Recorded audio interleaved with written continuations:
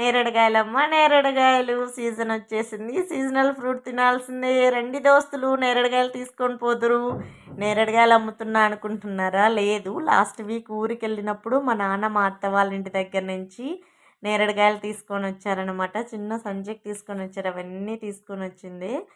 మా మామ వాళ్ళకి తోట లేదు, అంటే ఎవరో తెలిసిన వాళ్ళ చెట్టు ఉందనేసి పంపించారు. నేరేడుకాయలు ఊరబెట్టుకొని తింటే మజ్జిగలో చాలా బాగుంటాయి.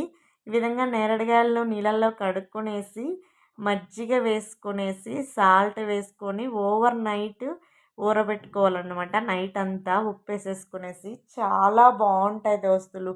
మీరు ట్రై చేయండి. ఇప్పుడు నేరేడుకాయలు దొరుకుతున్నాయి కాబట్టి చాలా బాగుంటుంది. మేము ఇలాగే తినేటోళ్ళము. నేరేడుకాయలు అంటే నాకు చిన్నప్పుడు ఒక స్టోరీ గుర్తుకొస్తుంది. మేము నేరేడుకాయలు మా పల్లెలోనే ఒక చెట్టు ఉందన్నమాట. ఆ చెట్టు దగ్గరికి పోయి మార్నింగ్ స్కూల్కి పోయే ముందు నేరేడుకాయలు ఏరుకునేటోళ్ళము.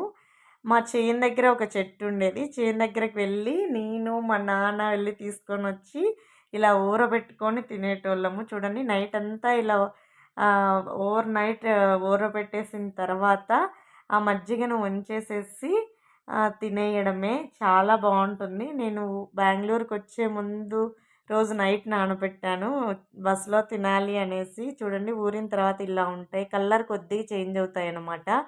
చాలా టేస్టీగా ఉప్పు మజ్జిగలో బాగా ఊరిపోయింటాయి కాబట్టి సూపర్ టేస్ట్గా ఉంటాయి. ట్రై